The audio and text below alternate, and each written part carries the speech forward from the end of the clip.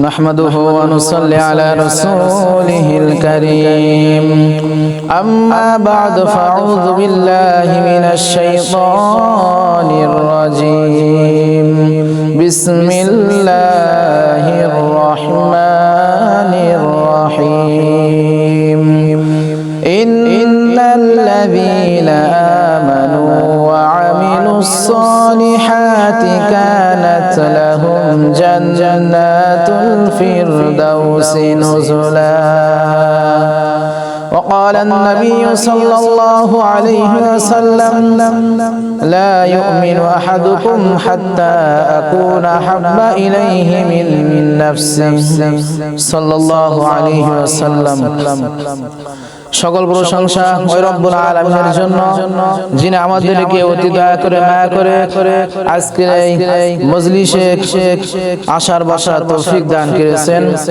আলহামদুলিল্লাহ আলহামদুলিল্লাহ। আল্লাহ রব্বুল আলামিন এই পৃথিবীতে তিনি আমাদেরকে পাঠিয়েছেন তার গোলামি করার জন্য, তার ইবাদত করার জন্য। তিনি আমাদের জন্য জান্নাত তৈরি করে রেখেছেন। সেই জান্নাতে যদি আমাদেরকে যেতে হয় তাহলে আমাদেরকে দুটি সত্য মানতে হবে, একটি হচ্ছে ঈমান আর একটি হচ্ছে আমল। যদি এই দুটো আমাদের ভিতরে থাকে তাহলে আল্লাহ রাব্বুল আলামিন তিনি আমাদের জন্য জান্নাত তৈরি করে রেখেছেন। আল্লাহ রাব্বুল আলামিন কোরআন শরীফের ভিতরে বলেন ইন্নাল্লাযীনা আমানু ওয়া আমিলুস সালিহাত কানাত লাহুম জান্নাতুল ফিরদাউসি নুজুলা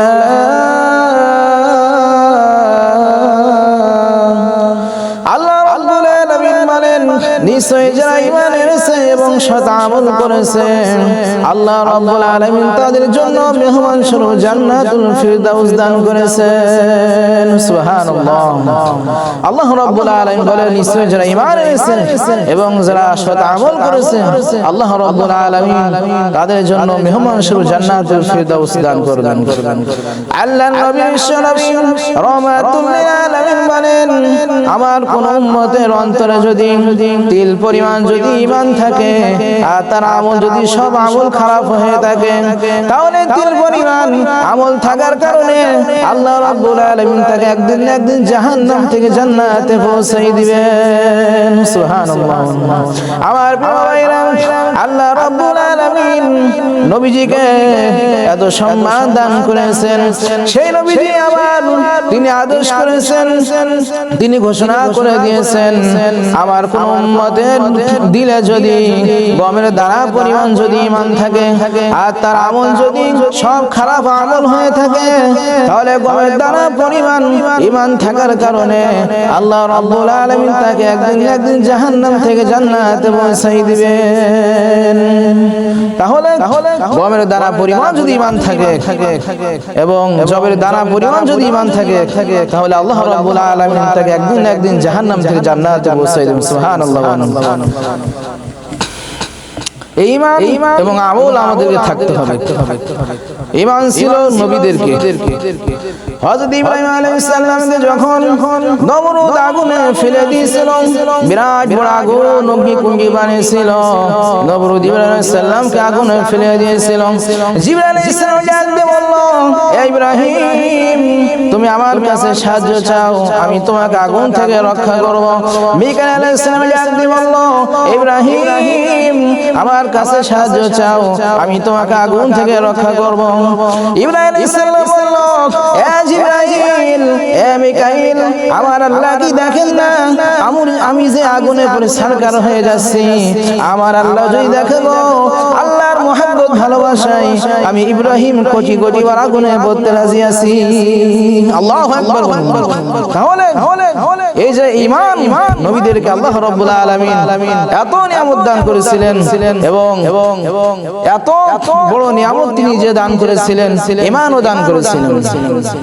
শুধু তাই নয়, আল্লাহ রাব্বুল আলামিনের দরবারে ফেরেশতারা বলল, ও রাব্বুল আলামিন আমরা তোমার ইব্রাহিমকে পরীক্ষা করতে চাই। পৃথিবীতে এত মানুষ তুমি সৃষ্টি করেছো, কিন্তু তুমি ইব্রাহিমকে কেন খলিল বানালে, বন্ধু বানালে? আমরা আপনার ইব্রাহিমকে পরীক্ষা করতে চাই। আল্লাহ রাব্বুল আলামিন ডাক দিয়ে বলল, ফেরেশতারা রে, যা আমার ইব্রাহিমকে তোমরা পরীক্ষা করো, আমার ইব্রাহিমকে তোমরা পরীক্ষা করো। ফেরেশতারা ইব্রাহিম আলাইহিস সালামের কাছে যখন আসলো, ইব্রাহিম আলাইহিস সালামের সামনে আল্লাহ রাব্বুল আলামিনের নাম নিল, সঙ্গে সঙ্গে ইব্রাহিম আলাইহিস সালাম খুশি হয়ে গেলেন। খুশি হওয়ার পরে ইব্রাহিম আলাইহিস সালাম তাদেরকে একটি উট দান করলেন। উট যখন দান করলো, ফেরেশতারা খুশি হয়ে আলহামদুলিল্লাহ বলল। ইব্রাহিম আলাইহিস সালামের সামনে আল্লাহ রাব্বুল আলামিনের নাম নিল। ইব্রাহিম আলাইহিস সালাম আবার খুশি হয়ে গেলেন, তিনি আরো একটি উট দান করলেন। এই উট যখন পেল, ফেরেশতারা আল্লাহ রাব্বুল আলামিন আবার নাম নিলেন। ইব্রাহিম আলাইহিস সালাম খুশি হয়ে আরেকটি উট দান করলেন।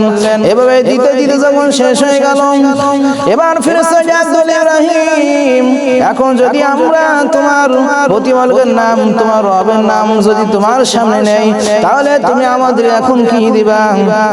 ইব্রাহিম আলাইহিস সালাম ডাক দিয়ে বলল, হে আল্লাহর বান্দারা শোনো, এখন যদি তোমরা যদি আমার সামনে আমার প্রতিপালকের নাম নাও, আর আমার কাছে যদি আর কোনো উট না থাকে, তাহলে আমি ইব্রাহিম বলে দিলাম, যতদিন আমি পৃথিবীতে থাকবো আমি তোমাদের বাড়িতে গোলামি করব। সুবহানাল্লাহ। তাহলে এই যে ঈমান, ইব্রাহিম আলাইহিস সালামের ঈমান, এর দ্বারা বোঝা গেল আল্লাহ রাব্বুল আলামিন নবীদেরকে তিনি কেমন ঈমান দান করেছেন। ঈমান যদি না থাকে, তাহলে নবীর পিতা হলেও জান্নাতে যাওয়া অসম্ভব। ইব্রাহিম আলাইহিস সালামের পিতা যখন মারা গেল, ইব্রাহিম আলাইহিস সালাম ডাকতে বলল, রব্বুল আলামিন, আমার পিতাকে তুমি মাফ করে দাও, আমার পিতাকে তুমি ক্ষমা করে দাও। আল্লাহ রাব্বুল আলামিন ডাক দিয়ে বলল, ইব্রাহিম, তোমার পিতাকে আমি ক্ষমা করব না।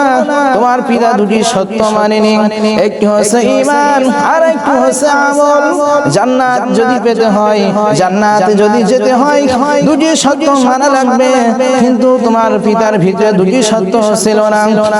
আল্লাহ রাব্বুল আলামিন ডাক দিয়ে বলল, ইব্রাহিম, আমি তোমাকে অসম্মান করব না, তোমার পিতাকে আমি জান্নাত দেব না। ইব্রাহিম আলাইহিস সালাম ডাক বলল, রব্বুল আলামিন, তাহলে এখন দুটো কি করা যায়? আল্লাহ রাব্বুল আলামিন জাহান্নামের পর্দা শুনিয়ে দিলেন। ইব্রাহিম আলাইহিস সালাম দেখলো জাহান্নামের ভিতরে এক অদ্ভুত প্রাণী ছোটাছুটি করতেছে। ইব্রাহিম আলাইহিস সালাম ডাক দিল, ও রব্বুল আলামিন, জাহান্নামের ভিতরে কি ছোটাছুটি করে?